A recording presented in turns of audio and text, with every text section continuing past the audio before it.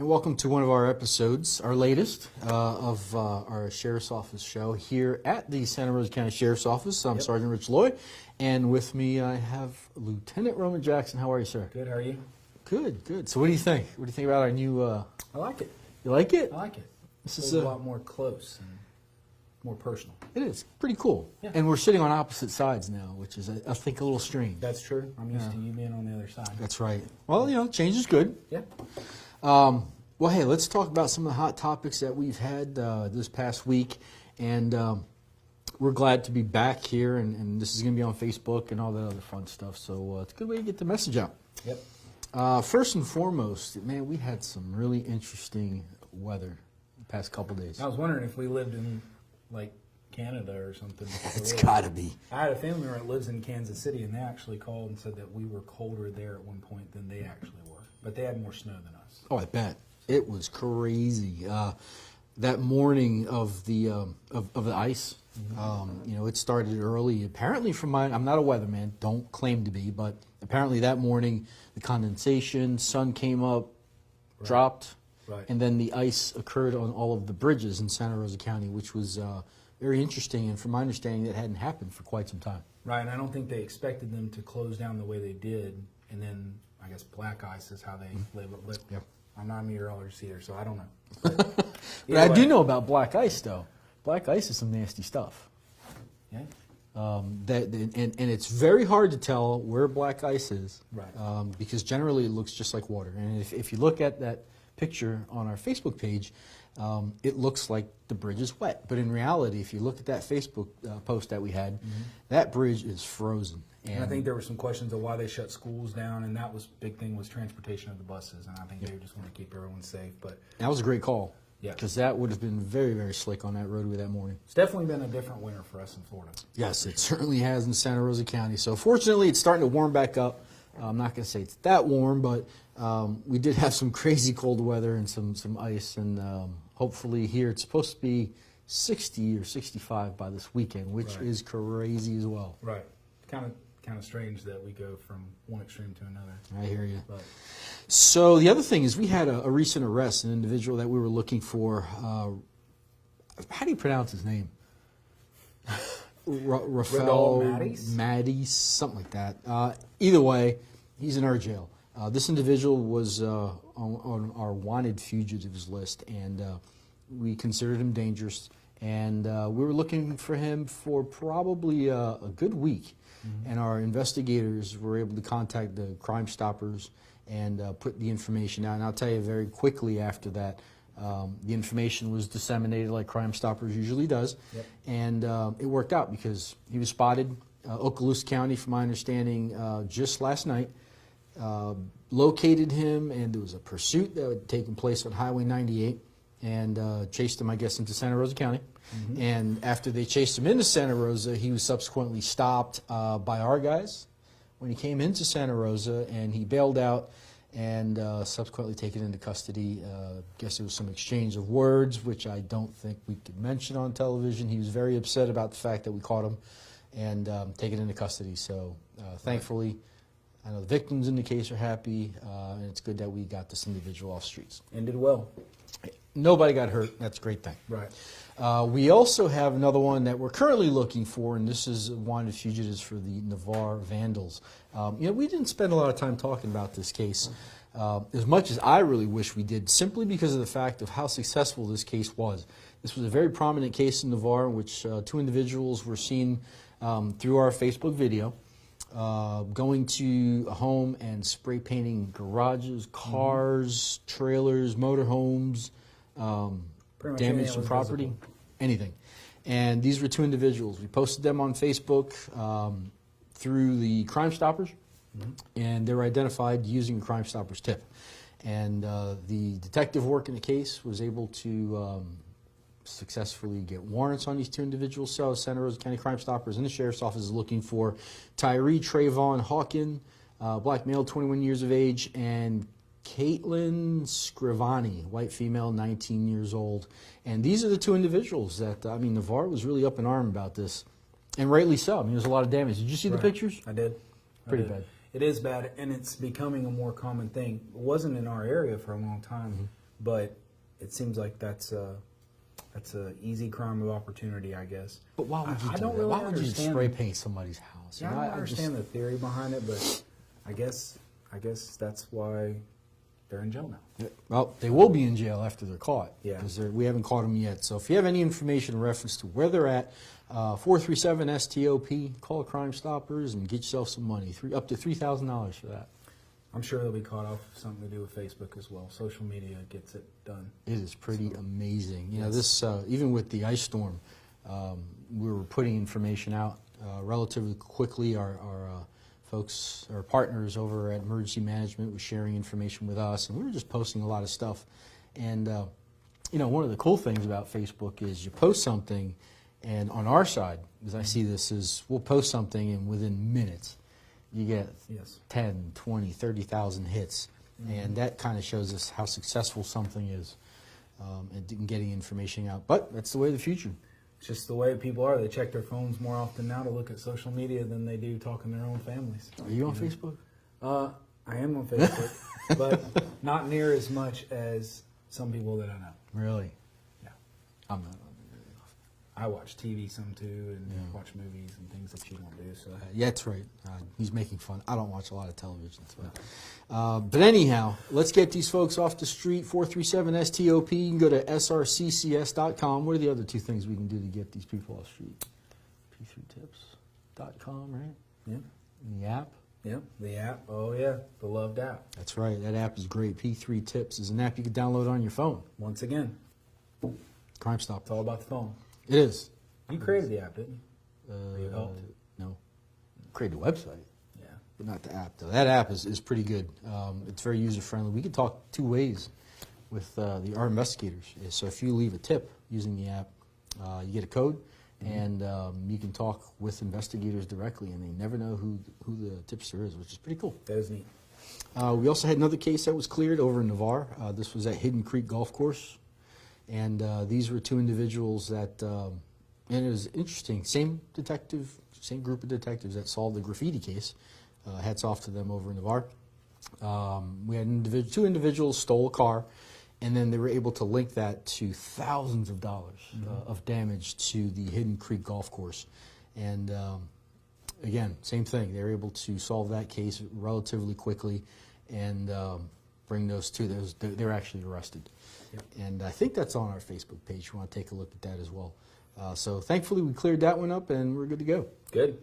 Congratulations to the detectives. They're doing a great job. They do awesome work. So Sure tell us they'll be about this deputy of the quarter. One of the guys is yours, right? They are. So Deputy of the Quarter is designed to basically highlight a deputy during a certain amount of months, and we meet as a command staff and we talk it over about who we think has done something significant, and we bring light to it, and they get to get recognized by the sheriff, and they get to come in and take a picture with them, and they get a nice letter and a certificate. It's kind of something that makes you feel like, makes you have a little bit of sense of pride about what you're doing. Yeah.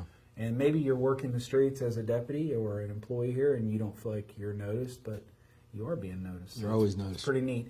One of the guys was one of my canine officers, Sean Swindell. He was recognized this past time for Deputy of the Quarter, and he had a significant incident where it was his canine was it got a medical condition named, it's called bloat, and basically the stomach begins to swell and flip around inside the dog, and you have a very limited amount of time before the dog dies because there's nothing you can do to stop it unless you go have emergency surgery done. He recognized it, took the dog straight to the vet, and made a decision at that moment to have the surgery done, and that saved the sheriff's office and the citizens thousands of dollars of time and the value of the dog. Hats off to him. That's really amazing. How did he know? He noticed some different behaviors the dog was giving that he normally doesn't. One thing you can look for in a sign of a dog that has bloat is they'll start to pant real hard, or their stomach will actually start to swell out, and anytime you try to touch them near that area, they'll become angry. And that's how he knew. He knew the dog didn't feel well. He began to try to pet the dog, and he noticed a change in behavior and rushed him to the vet. But he actually knew too, because we had studied that in the curriculum. That's part of their study material of a written test they take prior to even starting canine school. Really? For the requirements of Florida Department of Law Enforcement. So It's pretty neat. he recognized what he was taught, and that was pretty neat. That's good information. I'm glad we share Yeah. that with the people so they know in case their pet ever has that situation. Right. Also, for District 1, who's that? We had Jennifer Ross, Deputy Ross. She's worked with us for a little while, been involved with the school resource program, and now is back on patrol and had a very good quarter, and she was recognized by her lieutenant. And then we had Detective Ray Dykes. He was actually part of these cases that you were just talking Sure, about. yeah. And big shout out to Ray. He's just a great guy. He Awesome works guy. very hard, puts a lot of hours in, and it paid off this time. And the last one was Caleb Cook. He works up in Jay. Right? Yeah, and he loves it. Yeah. Remember the sheriff asked him about it? He was like, you want me to take you out of Jay? Because he's actually one of our most active guys. And he said, no, I enjoy being up there. Yeah. Very nice guy. Very humble, nice. And then within the Pace District, we had Deputy Gilman, who was recognized. He was out with a family illness, but he was also recognized. He does property detective work in District 3, too. So it's kind of a good month for all the property detectives. It was a very good month. And, you know, it's important for us to recognize these folks, not sheriff, of course, but we want to recognize them and give them all the credit and that's due to them because of the hard work and effort that they do. Makes Santa Rosa County a safer place to live. Right. Another hot topic for us is the Navarre Crew of Jesters Mardi Gras Parade. This is a big deal every year. It is, and we're going to start early talking about this now. It's scheduled for February 3rd, Navarre Beach, 1 to 4 p.m., and the causeway is due to close at 11 a.m., is my understanding. Yeah, so we probably need to make sure that we stress to everyone, please get out there ahead of time. Because once it closes down, there isn't much we can do, and there will be a lot of people. It's a big event, especially for the south end of the county. So just bring all the family, have a great day, but prepare to have a little bit of time eating up throughout the day of waiting, because that's just how it is. And understand that the causeway will be closed. There will be some delays going on and off the bridge. And a little bit of delay over on the 98 and the Causeway Light. And we're supposed to have a guy there who's going to be working the light. Right. Should be working on the simple method of a plunger, so just try to understand we're moving traffic across 98 as well as getting them off the causeway, on the causeway. It's going to be tough, but we look forward to the event. We just want to make sure everybody has a little bit of patience that day, because that's what gets us in trouble, is everybody gets aggravated. And the plunger, for those that don't know what that is, Right. is it's really neat. It's a good question, because nobody would know how we do No, it. there's this large box at all the intersections, and if you need a key, we have them. You open up the box, and inside there's these little connectors, Right. and you have a little button. That's what we call the plunger, and you take that and you plug it into the machine, Right. and then at that point you control the light hitting the button. That's So it. it cycles through. So as a deputy standing there, and he can control when that light turns green and when it turns red, when to turn the arrow on, and it cycles through. Yep. So if the bridge is starting to get backed up and you don't have to wait for the light to change, Right. he can change it and get traffic rolling smoothly. I think it's a great tool to have. Yeah, it's Do you have pretty one? neat. I do. All the traffic guys have them. We try to keep them in patrol cars, and we'll share them with patrol if needed. But if we have a bad accident or something, it helps us move traffic along easier, and we use them every year. So if you see the guy standing next to the box and he's pressing a button, that's what he's doing. He's not just hanging out. He's not taking pictures of you either. Don't worry. I know Yeah. everybody will be paranoid about that next, but he's just trying to funnel the light and maybe wave at him and tell him thanks, because that's kind of a tough tedious job. job just to stand there for hours and do. Especially in the summer. We're going to have some really cool things at this Mardi Gras. Yeah. My understanding is we're planning on having The command bus. command bus. The disaster response trailer will be out there. Some of our special vehicles. Yep. Our traffic units will be involved, so the Chargers, you'll get to see those. We've got quite a bit of stuff planned. Yeah, it's going to be a great day, and if you want to see some of our equipment, come on out. We're going to have all that out there, and I don't know if it's going to be essentially for display purposes, but our guys love showing our stuff off. Yeah, Lieutenant Welch usually operates it, or one of the deputies, and I think he's going to be doing it that day, and he loves for the kids to get to come in and check it out. Yeah. It just takes a couple minutes to walk through it, but if we have time and we're able to do it, and you come knock on the door, we'll show it to you. We're 100% about sharing what we have and letting you see how we do things day to day. It is awesome. So today, Sheriff's Office and emergency officials met to go over the plans ahead of the parade, and we're, maybe about a month out or so, 3 weeks maybe. Yeah. And we're already planning on this, so we're hopefully going to, well, we did meet with EOC, Emergency Management, and Fire Department, Lifeguard, Ambulance, and all those folks to start the preparation process. And it's going to be a good event. We have a lot of interesting things we talked about. And just plan for a little bit of delay. It's a good time, but it is difficult to get all that traffic on and off of the causeway. And one last thing I want to mention, we were a part of the Martin Luther King Parade in the city of Milton. That's this past right. week. How did that go? It went very well. The traffic unit took part in it under some of the advisement of Florida LEL, which is the Law Enforcement Liaison Program. Yeah, that's right. And we got to share information with the public in reference to public demos about traffic safety. And we actually worked one of our major highways, which is 87.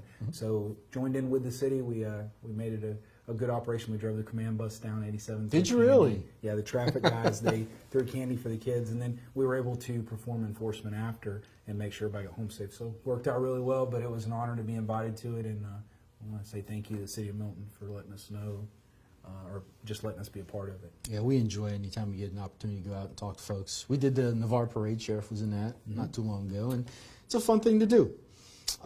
Hey, I think that's all we got. Okay. This is our weekly show. We're going to bring more stuff to you. And next week we'll have some more wanted fugitives for you. And we hope you have a great week and a safe week. Absolutely. You guys take care.